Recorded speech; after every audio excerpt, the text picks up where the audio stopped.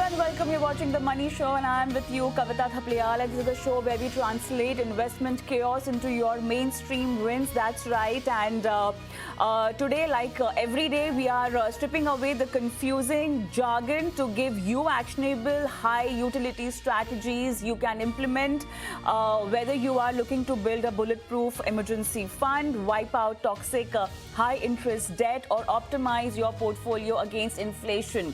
You are in the right place, from seasoned investors looking to fine-tune their portfolios to young professionals making their first investment. The questions are surprisingly similar. Where should my money go? How much risk should I take? And am I actually making the right financial choices? This is a very special edition today on The Money Show. While we'll be talking about everyone's financial planning, but today's show is dedicated to our respected senior citizens. After decades of hard work, you've earned more than just retirement. You've earned your financial peace of mind. Your retirement savings are more than just money. They are the reward for a lifetime of dedication and hard work. So in today's show, we'll help you invest wisely, avoid common financial mistakes, and make every rupee count. So let's begin, and let me just quickly flash our QR code, because that's the place where you can reach out if at all you want us to help you with your financial portfolio, your retirement fund. Just send across your queries on the QR code. Just scan it and you can send across your questions, and we will take it live on the show and get everything answered by our experts.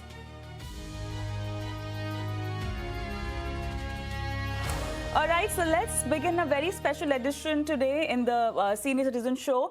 The silver boom, as we all call it, India has roughly 150 to 160 million seniors right now, which will explode to 230 or 340 million by 2050. By then, 17% of global elderly population will reside in India.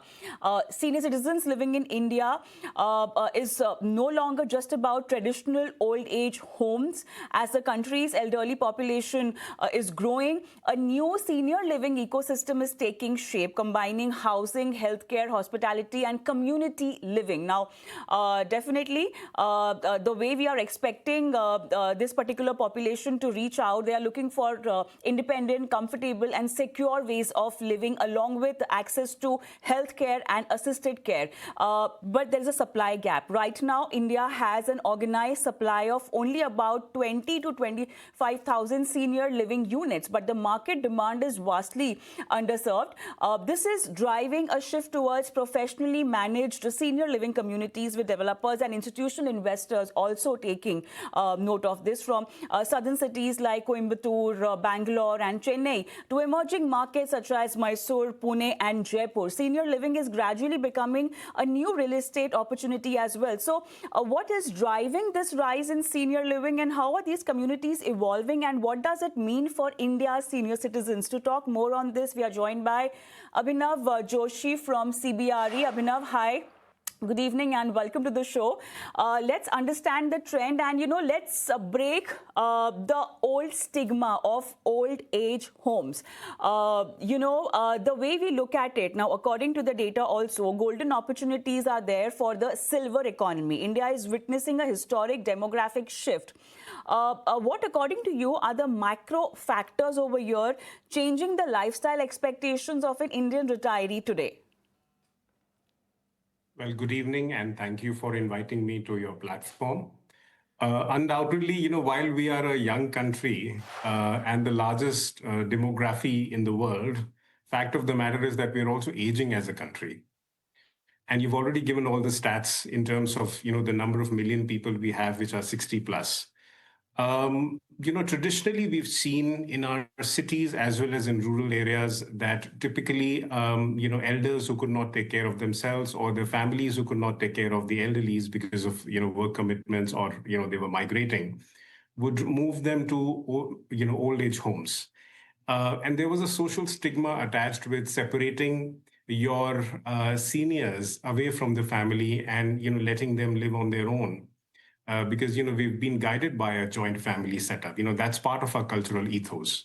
However, what's happened over the last, at least I would say, couple of years is that as migration increases from tier 2 and tier 3 cities towards tier 1 cities, And from tier one cities and also from smaller centers, a lot of the young workforce moves out of India and moves to the Middle East or North America, Europe, and other parts of the world. You have a situation where you have several senior citizens and they do not have anyone to care for them, but their children are willing to spend and want to ensure that they're able to provide for their parents, and they are in an ecosystem where they're taken care of, and these are managed, professionally managed communities. So on account of that rising affluence, the rising spending power, the nuclearization of our families, wherein, while traditionally elderly care was always embedded in the joint family setup, but now, because mostly in our urban centers, we are talking about nuclear families, and that concept is growing more and more in the coming few years. It will continue to grow. You have a situation where consciously there are certain elderly citizens, 60 plus, they could be active, they could be mobile, or they might require assistance in terms of regular nursing or hospital care, who have decided to move into ecosystem where they have like-minded colleagues, where they're taken care of, and there is no daily disruption or threat of security, etc. And that's why these senior living projects are becoming popular. It's primarily because people are willing to spend, the working population is willing to Right. spend and make sure that their elderly are taken care of more Sure. professionally. Sure. Let's break this down, Abhinav. So one size does not fit all in this particular category that we are talking about. Could you, in detail, walk us through with the options seniors actually have, in terms of physical real estate, differences between independent living, assisted living, and also memory care units for the viewers? What concrete design, safety features should seniors, look out for when visiting a project? So it's about what is being offered and what should you opt for depending on your requirements. How can one go about it? So absolutely. So the starting base should be the 2019 guidelines that have been released by the Ministry of Housing and Urban Affairs for elderly care and retirement homes in India. Those guidelines are essentially prescriptions, right? They're not binding on states. And unfortunately, none of the states have really come forward with their own set of guidelines, but at least you have a benchmark that has been set by the government of India, that these are the kind of specifications and facilities that should be provided in retirement homes or in these senior living projects. It could be something very simple as, if you're talking about an assisted living project, you need 24/7 nursing support, you need 24/7 ambulance availability. If you have somebody, if you have an elderly that has gone through a medical event or a surgery, and they need recovery post that, then you need to have regular staff to support them in their recovery, in their bathing, in their eating, in their mobility, taking of medicines, etc. So it's something as sensitive as that, and something as plain and simple as wider corridors, more ergonomic furniture, making sure that there are more green facilities, also making sure that you have anti-skid tiles, etc. So these are standard specifications that have been mentioned by Government of India in their guidelines of 2019 that are being adopted by several developers and operators across the country. So senior citizens who are planning to invest rather, in their lifestyle in the coming few years via these senior living projects, they need to look at all these specifications.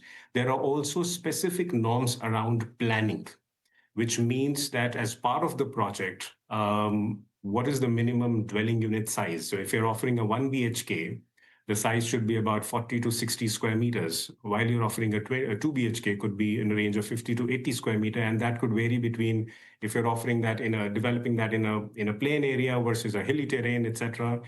How many medical rooms per dwelling unit, what sort of green space, open space has to be provided. The government has very clearly laid out these guidelines.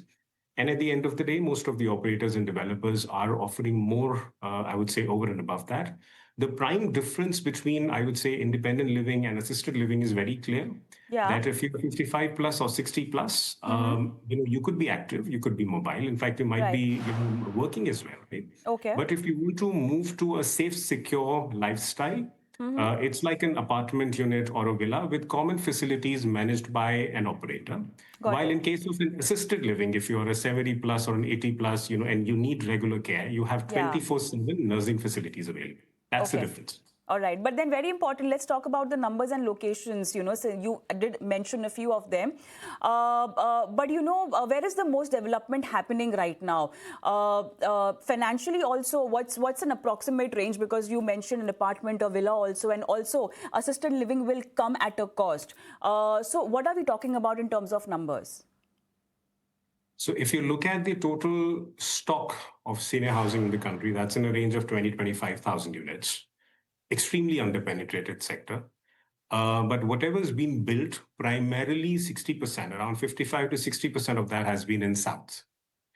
And South, because states like Kerala, Tamil Nadu, they're almost borderline considered as aging states. A state would be considered aging, it's a standard set by the Reserve Bank of India.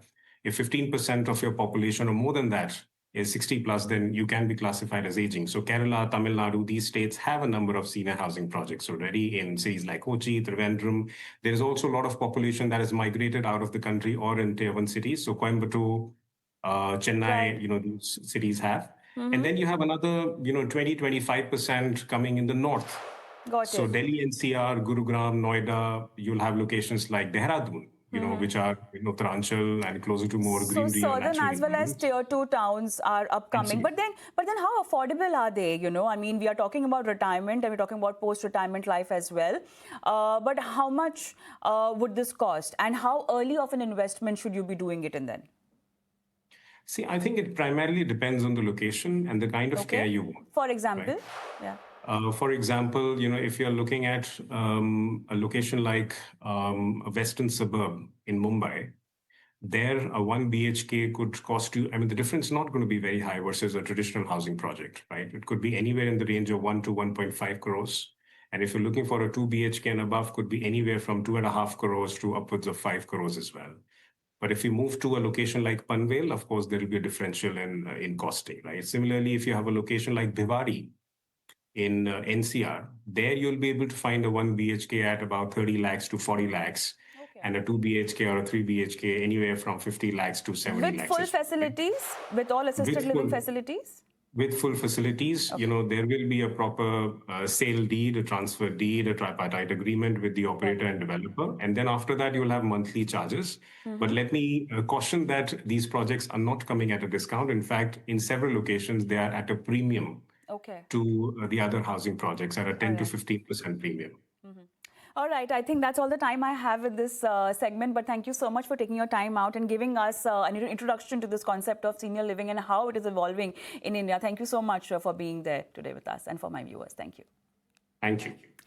And with that, it's time for a short break, but post that, we'll be answering senior citizens portfolio questions. Just in case you have not yet sent across your question and want to, scan the QR code and we will connect you with our experts live on the show.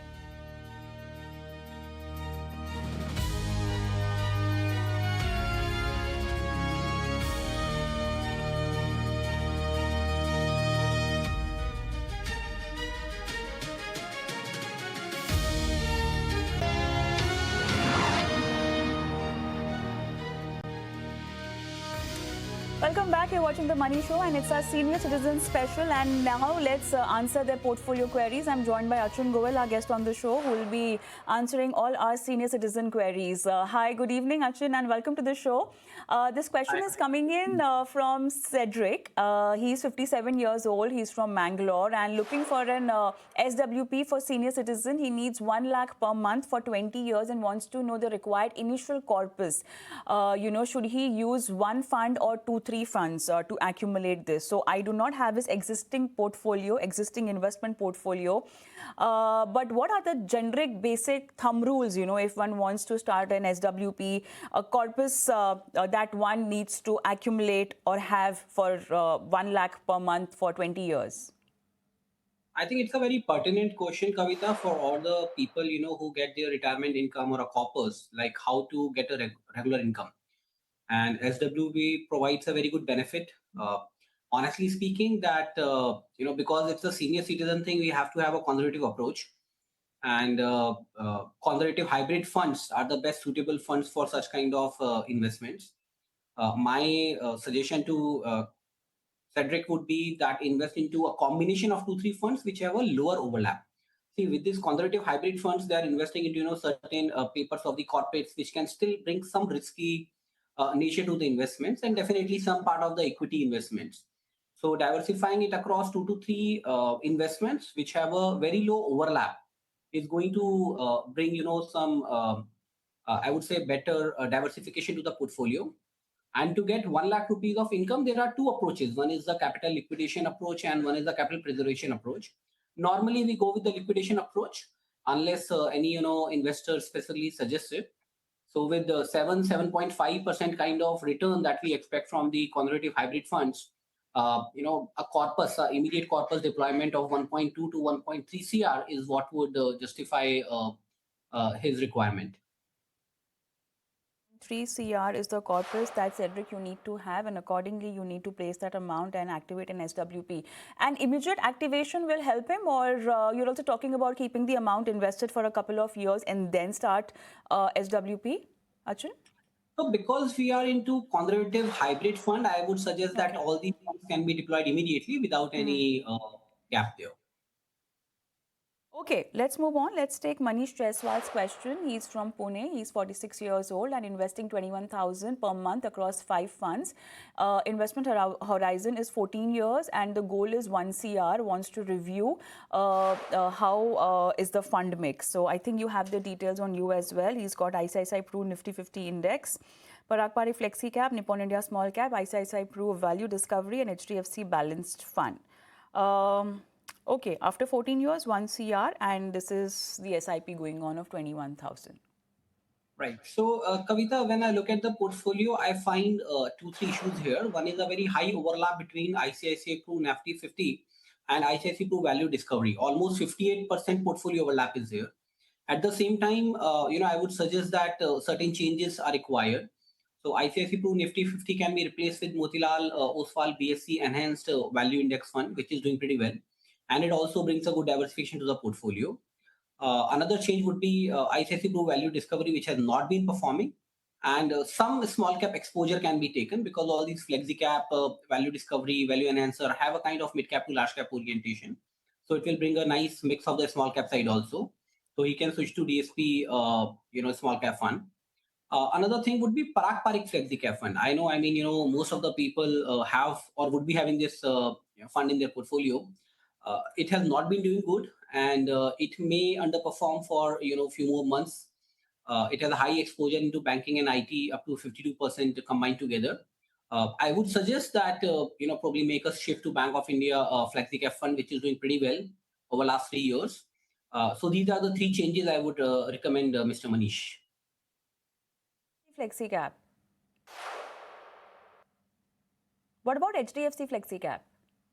See, HDFC Flexi Cap also can be done. I'm not averse to it, but like I said, when you rate, looking at the risk reward ratios, when you look at the sector allocation, Bank of India Flexi Cap Fund has a good exposure to right now small cap and mid cap side. So, my preference and choice would be Bank of India, but am I averse to HDFC Flexi Cap? No. I will still go and look at the overlap between both of them before deciding into these funds. Let's take Siva Kumar's question. He's from Madurai, 57 years old, invested 3 lakhs in Tata Digital India Fund, and SIP has been stopped now, but he wants to know whether it's the good time to exit. Okay, this category has really underperformed, and the latest SEBI report has also mentioned this particular category being an underperformer. But this is what happens, Achin, if you have tied your investment to a sector-specific fund. Not that IT doesn't have an exposure in other diversified mutual funds, but specifically having a significant amount of weightage of one sector through a mutual fund just drags your portfolio down. He's already in losses. What would you advise? I think I'm not okay, so SIP has been stopped. So would you recommend him to just stay put for a couple of more months, or you just want him to exit? Oh, again, IT has been a peculiar case, Kavita, last few years. I believe if someone has started IT investment 3, 4 years ago, there was again a wave of investment to IT. And probably at that point of time, the decision was not wrong. The wrong decision has been continuing with that fund for last 2, 3 years where the investments have not reaped benefit. And today, I would suggest that one should kind of exit. So if I'm not willing to do a SIP into a IT fund right now, then might as well I also liquidate my existing investment through IT and diversify across different funds. See, when we are liquidating it and diversifying it, we are also getting some exposure to the IT by default, because most of these funds have exposure to IT. So I would suggest that he can liquidate the funds, gains, loss, whatever it is, the tax has to be paid, and diversify it across 3-4 funds, which would be a mix of large and mid cap fund. I would suggest HSBC large and mid cap would be good. Then Bank of India flexi cap fund I mentioned. In small cap, definitely DSP Invesco can be looked into, and thematic fund, because he was into thematic. I Right. would, more of a sector fund, not thematic. I would suggest, apple to apple. I would Okay. still suggest he can go for DSP India Tiger Fund maybe. Got it. Got it. All right. Today, that's the time we have for our queries as well. But thank you so much, Achin, for taking your time out for our viewers today. Thank you. Thank you. Thank you. And with that, it's a goodbye from me as well. But I'm going to leave you with our QR code. Do scan it and send across your questions. Goodbye.